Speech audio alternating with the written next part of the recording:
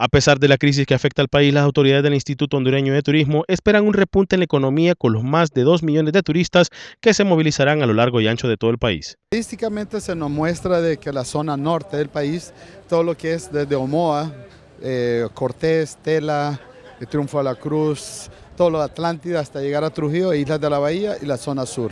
La parte de las playas tienden a ser la zona más visitada durante esta época. Según Silvestri, se espera una mejor afluencia, más que el año pasado. Hemos estado manteniendo un monitoreo diario. La ocupación hotelera del occidente empieza a levantarse. Ayer que nos informaban ya estaba en más de un 70%. Ese es un indicativo muy positivo. Estamos esperando que la Ceiba, a través de la promoción que estamos haciendo, también levante. Que el año pasado pues no tuvo una ocupación tan alta. Según la directora de mercadeo de este ente estatal, la mayoría de los hoteles y centros de vacaciones están ya reservados y de la misma manera los lugares donde se hace ecoturismo y también turismo religioso. Todavía se quedan, pero en cuanto a la hotelería, pues todavía hay disponibilidad.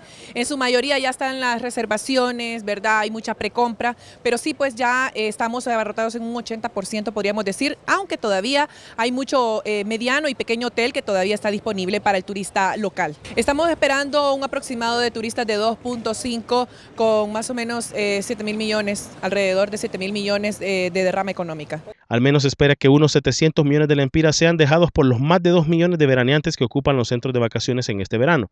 De igual manera, las personas que realizan turismo religioso en lugares como Comayagua y Tegucigalpa. En Notifides le invitamos a fomentar una cultura por la paz. En cámara de Fer Guevara les informó Marco Cálix.